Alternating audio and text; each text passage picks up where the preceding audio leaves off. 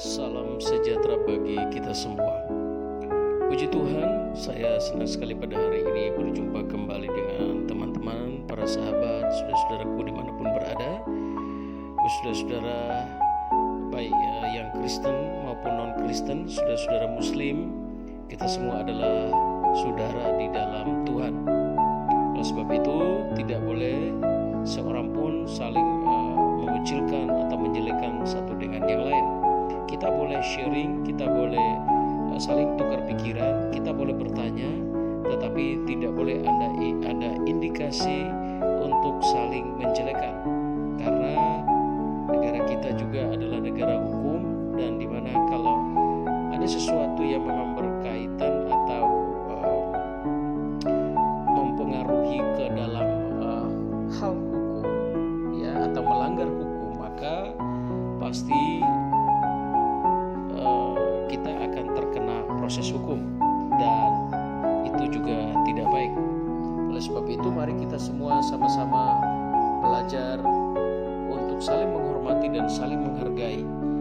Ya, kita masing-masing belajar kitab kita supaya kita mengetahui dan mengerti secara baik dan benar.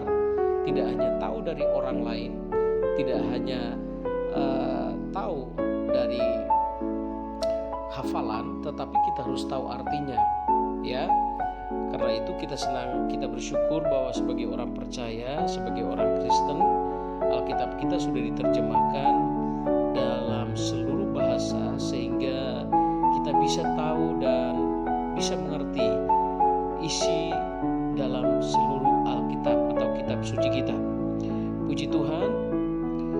Senang sekali hari ini Bapak Ibu Saudara, saya terus berdoa agar kiranya semua saudara-saudara, teman-teman dan sahabat senantiasa dijaga, dilindungi Tuhan, semua diberikan kekuatan, kesehatan oleh Tuhan di dalam segala hal apapun di dalam kehidupan kita, di dalam karir kita, di dalam rumah tangga, dalam pekerjaan, dalam pelayanan, di dalam apa saja yang kita lakukan. Lakukanlah itu dengan sebaik-baiknya. Dan jangan lupa andalkan Tuhan, karena Tuhan berkata bahwa apabila kita mengandalkan Tuhan pasti akan berhasil. Nah, baik, hari ini saya mengajak saudara untuk belajar tentang apakah Yesus Maha Kuasa dan Maha Tahu. Sebab beberapa waktu yang lalu ada seorang saudara bertanya bahwa Yesus itu tidak Maha Tahu dan juga bukan Maha Kuasa, karena pertanyaan itu merujuk tahu rujukannya di dalam Markus pasal 13 ayat yang ke-32 yang mengatakan bahwa Yesus tidak tahu tentang hari kedatangannya yang kedua kali, atau di dalam teman-teman yang Muslim mengatakan bahwa tentang hari kiamat Yesus tidak tahu. Karena Yesus tidak tahu, maka Yesus bukan Maha Kuasa dan bukan Maha Tahu. Kita perhatikan dulu di dalam Markus pasal 13 ayat yang ke-32. Mari kita baca. Tetapi tentang hari atau saat itu tidak seorang pun yang tahu. Malaikat-malaikat di surga tidak, dan anak pun tidak, hanya Bapa saja. Nah, kita harus memperhatikan bahwa kata anak pun tidak digunakan di situ anak manusia, tetapi Tuhan Yesus sendiri yang menggunakan kata anak. Nah, sebelum kita melanjutkan, saya ingin kita mereview sedikit bahwa beberapa waktu yang lalu saya pernah mengajarkan bahwa di dalam diri Yesus itu ada dua natur, yaitu natur kemanusiaan dan natur keilahian. Nah, natur kemanusiaan Yesus adalah dia bisa rasa lapar, dia bisa rasa sakit, dia bisa rasa haus, dia bisa ngantuk, dan seterusnya. Itu natur kemanusiaannya. Sementara natur keilahiannya, dia tidak bisa rasa lapar, dia bisa menyembuhkan orang sakit, bahkan dia berkata kepada orang yang sakit, orang-orang berdosa, dosamu sudah diampuni. Atau dia berkata, di dunia ini anak manusia berkuasa mengampuni dosa. Nah, merujuk kepada ayat ini, kita perhatikan bahwa dia menggunakan di situ anak pun tidak. Artinya itu berbicara tentang kemanusiaan kemanusiaannya itu tidak tahu betul bahwa tentang kedatangannya ke dalam dunia untuk menghakimi manusia, untuk membawa keselamatan, untuk menyelamatkan orang-orang yang percaya kepadanya dan menghakimi orang-orang yang tidak percaya kepadanya. Itu yang sudah ditulis, yang sudah dicatat di dalam Yohanes pasal 3 ayat 16, dan kemudian dikatakan di dalam Yohanes 14 ayat 1 bahwa dia akan datang, mulai ayat 1 sampai ayat 6, dia akan datang kembali dan membawa orang-orang percaya itu ke surganya yang mulia. Jadi bagaimana mungkin Yesus tidak tahu? Di dalam ayat ini kemanusiaannya anak pun tidak tahu, tetapi hanya Bapa saja yang tahu. Artinya keilahiannya saja yang tahu tentang hari kedatangannya, tetapi kemanusiaannya itu tidak tahu tentang hari kedatangannya, kapan hari, kapan waktu, dan kapan saat itu terjadi. Hanya keilahiannya yang berbicara tentang hanya Bapa saja yang tahu. Ya, karena itu di dalam kenapa ketika murid-murid bertanya kepadanya, salah satunya adalah Thomas yang berbicara kepada Tuhan bahwa Yesus berbicara tentang Tuhan, engkau berbicara tentang Bapa, aku datang dari Bapa itu. Tolong tunjukkan Bapa itu kepada kami, itu sudah cukup. Dan itu saya sudah ajarkan beberapa kali. Yesus berkata bahwa tidak percayakah engkau bahwa aku di dalam Bapa dan Bapa di dalam aku? Barang siapa telah melihat aku, ia telah melihat Bapa. Jadi Yesus tidak bisa menunjukkan sosok yang lain di luar dirinya. Yesus tidak mungkin menunjukkan Bapa yang lain di luar dirinya, karena Yesus adalah Bapa itu sendiri. Karena itu ketika murid-murid bertanya demikian, dia berkata bahwa tidak percayakah engkau bahwa aku di dalam Bapa dan Bapa di dalam aku? Barang siapa telah melihat aku, ia telah melihat Bapa. Bagaimana engkau berkata tunjukkanlah Bapa itu kepada kami? Nah, Yesus tidak menunjukkan sosok yang lain di luar dirinya, karena Bapa itu atau Tuhan itu tidak mungkin ada dua atau tidak mungkin ada tiga. Tuhan itu cuma satu. Ketika dia jadi manusia, ya, keilahiannya ada di dalam satu, kemanusiaannya pun ada di dalam dirinya. Jadi ada dua natur yang saya sebutkan tadi. Oke. Jadi saya harap penjelasan ayat ini bisa memberikan pengertian bahwa ayat ini bukan berbicara tentang Yesus itu bukan maha kuasa atau Yesus bukan maha tahu. Nah, kita perhatikan beberapa ayat. Ada dua poin penting yang kita akan pelajari hari ini. Poin yang pertama yaitu ada bukti bahwa Yesus maha tahu. Dalam Matius 9 ayat yang ke-6 berkata demikian, tetapi supaya kamu tahu bahwa di dunia ini anak manusia berkuasa mengampuni dosa. Lalu berkatalah ia kepada orang lumpuh itu, bangunlah, angkatlah tempat tidurmu dan pulanglah ke rumahmu. Nah, dia mengatakan anak manusia itu merujuk kepada keilahiannya. Anak manusia berkuasa mengampuni dosa. Siapa manusia yang berkuasa mengampuni dosa? Saya sering kali mengatakan ini bahwa tidak ada seorang manusia yang berkuasa mengampuni dosa. Hanya Tuhan satu-satunya yang berkuasa mengampuni dosa, dan itu ada di dalam diri Yesus. Demikian juga ditulis di dalam Markus pasal 2 ayat 10, ditulis juga di dalam Lukas pasal 5 ayat yang ke-24. Kemudian kita perhatikan Markus pasal 13 ayat yang ke-26 dan 27. Bunyinya demikian. Pada waktu itu orang akan melihat anak manusia datang dalam awan-awan dengan segala kekuasaan dan kemuliaannya. Siapa yang dimaksudkan anak manusia yang datang dalam awan-awan? Ya. Siapa yang dimaksudkan anak manusia yang datang dalam awan-awan? Itu yang dimaksudkan adalah pribadi keilahian daripada Yesus. Ya, keilahian daripada Yesus, karena dia datang, ketika dia datang ke dalam dunia dunia untuk menghakimi dunia ini. Dia datang untuk menjemput orang-orang yang percaya kepadanya. Dia tidak lagi datang di dalam kemanusiaannya, tetapi dia datang di dalam keilahiannya. Karena itu disebut bahwa pada waktu itu orang akan melihat Anak Manusia datang dalam awan-awan dengan segala kekuasaan dan kemuliaannya. Ayat 27, dan pada waktu itu pun ia akan menyuruh keluar malaikat-malaikat. Ya, perhatikan di situ, ia akan menyuruh keluar malaikat-malaikatnya dan akan mengumpulkan orang-orang pilihannya dari keempat penjuru bumi, dari ujung bumi sampai ke ujung langit. Perhatikan di situ, siapa yang berkuasa memerintahkan malaikat-malaikat yang keluar mengumpulkan orang-orang pilihannya dari keempat penjuru bumi. Artinya semua orang, semua manusia yang ada di muka bumi ini. Perhatikan, siapa yang memiliki kuasa atas seluruh manusia yang ada di muka bumi ini? Hanya Yesus satu-satunya adalah Tuhan yang memiliki kuasa, yang berkuasa memerintahkan para malaikatnya untuk mengumpulkan orang-orang pilihannya dari keempat penjuru bumi. Ya, kemudian apa?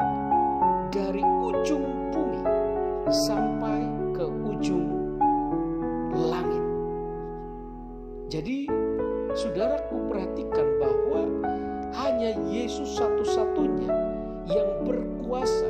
Karena itu di dalam ayat yang ke-26 mengatakan bahwa dia datang dengan segala kekuasaan dan kemuliaannya.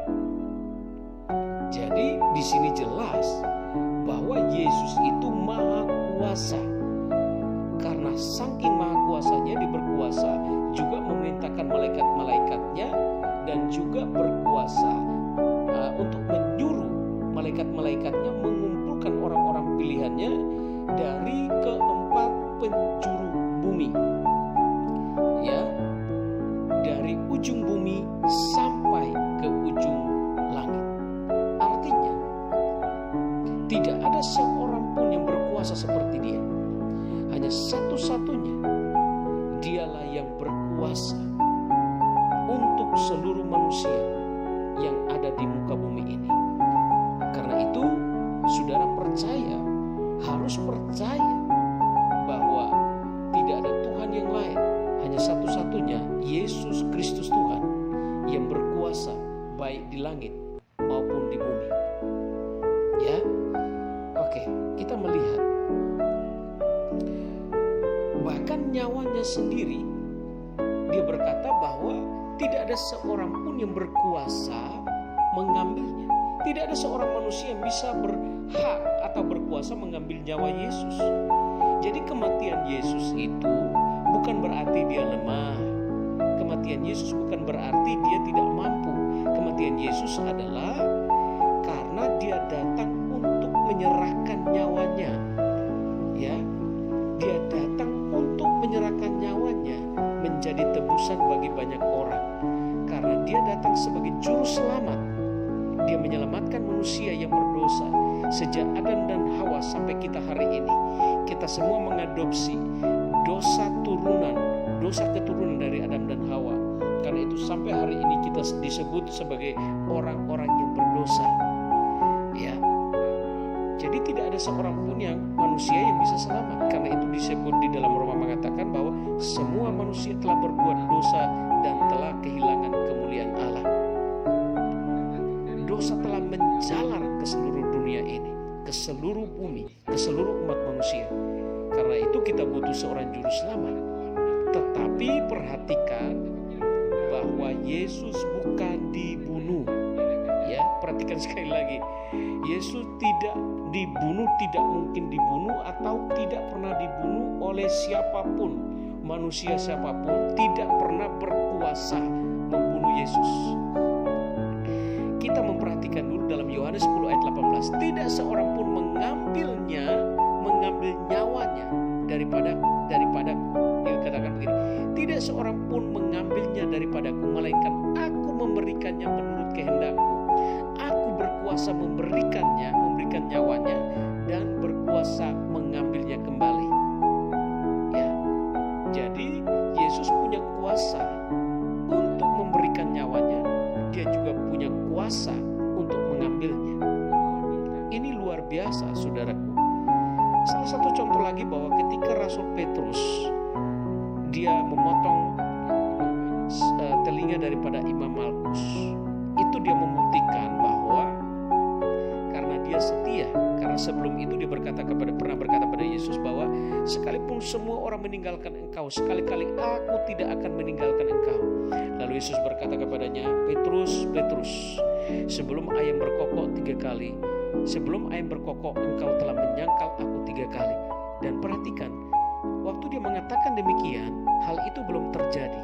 Tetapi ketika Yesus ditangkap dan ketika Petrus menyangkal Yesus 3 kali, baru kemudian setelah ketiga kali ayam berkokok, Petrus akan tahu atau Petrus baru sadar bahwa Yesus pernah mengatakan hal ini.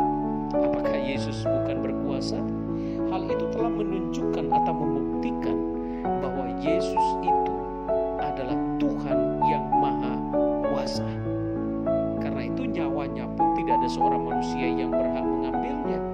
Dia berkata bahwa tidak ada seorang pun yang berhak mengambil nyawaku, melainkan aku sendiri yang menyerahkannya menurut kehendakku sendiri.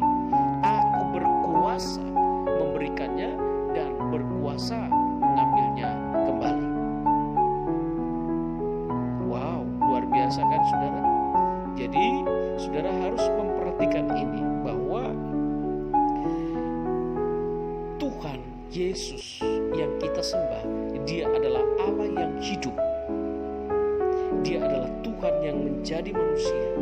Dia datang ke dalam dunia untuk menyelamatkan manusia. Karena itu dia tahu, dia mengerti, dia berkuasa untuk melakukan segala perbuatan yang ajaib. Bahkan dia berkuasa memerintahkan Lazarus yang sudah mati 4 hari di dalam lubang kubur. Dia perintahkan, Lazarus, keluarlah engkau. Lazarus yang sudah dikubur 4 hari dalam kuburan, itu pun taat kepada perintah Tuhan Yesus yang berkuasa itu. Lalu Lazarus keluar dari dalam kuburan, masih dibungkus dengan kain kafan. Wow. Jadi dari mana atau di mana letak kemahkuasaan Tuhan Yesus? Semua bukti-bukti sudah ditulis secara otentik, akurat, dan secara faktual. Karena itu, saudara-saudaraku, percayalah bahwa Yesus yang kita sembah itu adalah Tuhan yang hidup, Yesus yang hidup. Sekalipun dia mati, tapi dia yang menyerahkan nyawanya dan dia mengambilnya kembali. Oke, kita akan perhatikan poin yang kedua. Yang pertama, Yesus Maha Kuasa. Yang kedua, Yesus Maha Tahu. Di dalam Matius pasal yang ke-12 ayat yang ke-25, tetapi Yesus mengetahui pikiran mereka lalu berkata kepada mereka, setiap kerajaan yang terpecah-pecah pasti binasa, dan setiap kota atau rumah tangga yang terpecah-pecah tidak dapat bertahan. Hal ini dikatakan oleh Yesus kepada para ahli-ahli Taurat dan orang-orang Farisi. Ketika itu banyak orang-orang yang buruk keadaannya datang kepada Yesus. Kemudian mereka minta untuk disembuhkan. Lalu Yesus menyembuhkan mereka semua yang sakit dalam keadaan yang buruk. Semua orang yang buruk keadaannya itu disembuhkan oleh Yesus. Lalu kemudian di situ ada juga orang-orang Taurat dan orang-orang Farisi dan ahli-ahli Taurat. Lalu mereka berbisik-bisik satu dengan lain dalam hati mereka. Tetapi Yesus mengetahui pikiran mereka. Mereka berkata bahwa roh yang Yesus miliki itu adalah roh Beelzebul atau roh setan. Tetapi Yesus berkata bahwa bagaimana mungkin aku punya roh setan? Masa mungkin setan bisa mengusir setan? Kan pengertiannya seperti itu. Jadi karena itu ini menandakan, ini menyatakan nyata bahwa Yesus mengetahui pikiran mereka sekalipun mereka bisik-bisik.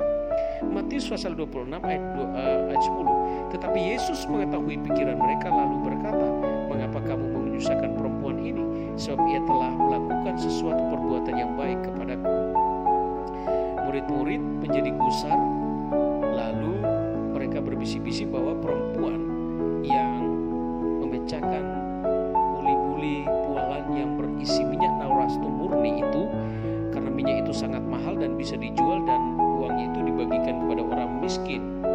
Tetapi kemudian itu terutama Yudas menjadi gusar, karena memang pikiran Yudas adalah uang dan uang dan uang. Karena itu dia sering mencuri, ya kan? Oke, kita tidak membahas tentang Yudas, tetapi yang kita bahas adalah bagaimana Yesus bisa mengetahui pikiran Yudas yang menjadi gusar. Apakah Yesus bukan maha tahu? Justru karena Yesus maha tahu, pikiran manusia pun, pikiran murid-muridnya pun dia tahu. Pikiran orang-orang Farisi, ahli-ahli Taurat pun dia tahu. Apakah manusia bisa mengetahui pikiran manusia yang lain? Coba Bapak Ibu Saudara renungkan hal itu, bahwa hal ini membuktikan Yesus benar-benar adalah Tuhan. Lukas 9 ayat 47. Tetapi Yesus mengetahui pikiran mereka, karena itu ia mengambil seorang anak kecil dan menempatkannya di sampingnya. Yesus berbicara tentang kerajaan surga, dan Yesus berkata bahwa apabila kamu tidak menjadi seperti seorang anak kecil ini, kamu tidak akan masuk ke dalam kerajaan surga. Juga ditulis dalam Lukas pasal yang ke-6 ayat yang ke-8, di dalam Lukas 11 ayat 17. Nah, ayat-ayat ini membuktikan bahwa Yesus itu adalah maha tahu. Jadi yang pertama Yesus maha kuasa, yang kedua Yesus maha tahu. Jadi dari mana Yesus bukan maha tahu? Karena itu banyak orang di luar sana yang sering bertanya dan sering berkata, sering membuat pernyataan bahwa karena Yesus itu tidak tahu tentang hari dan waktu kedatangannya sendiri, atau menurut saudara-saudara kita itu adalah hari kiamat, tapi menurut kekristenan bukan kiamat, tetapi tentang hari kedatangan Tuhan Yesus yang kedua kali. Ya, itu dia berkata bahwa dia tidak tahu, anak pun tidak tahu. Itu bukan rujukannya, bukan dasar ketidakpengetahuan, kemahatauan, atau karena bukan Yesus tidak maha tahu dan maha kuasa, tetapi dia mengatakan itu bahwa kemanusiaannya pun dia tidak tahu. Hanya Allah yang tahu, hanya Bapa yang tahu. Artinya keilahiannya saja yang mengetahui hal itu. Nah, jadi dia maha tahu, dia maha kuasa, dan dia maha tahu. Jadi dari mana kita bisa menyimpulkan atau mengatakan bahwa Yesus itu tidak maha tahu? Yesus maha tahu. Kalau kita membaca satu ayat dan tidak mengerti ayat-ayat yang lain, dan juga sekaligus kita tidak mengetahui tentang maksud daripada ayat itu, tujuan daripada ayat itu, maka pikiran kita akan sama. Kita mengerti, kita tahu bahwa kenapa Yesus kok nggak tahu. Tetapi ketika kita mengetahui bahwa di dalam diri Yesus ada natur keilahian dan natur kealahan, natur kemanusiaan dan natur keilahian, maka kita akan mengetahui bahwa di saat dia lapar, di saat dia haus, di saat dia sakit atau kesakitan, di saat dia kepanasan, itu adalah natur kemanusiaannya. Tapi di saat dia berkata, "Pergilah, dosamu telah diampuni," atau anak manusia berkuasa mengampuni dosa, itu yang disebut sebagai natur keilahiannya. Bapak Ibu Saudara yang saya kasih dalam Tuhan Yesus, kiranya firman Tuhan hari ini memberkati kita, menguatkan kita, menolong kita, dan memberikan pengertian yang baru, memberikan edukasi kepada kita, saudara-saudara kita yang di luar sana, baik yang sudah percaya kepada Yesus ataupun yang belum percaya kepada Yesus. Kiranya memberikan pengetahuan, memberikan pemahaman, memberikan pengertian, memberikan edukasi, pendalaman firman Tuhan.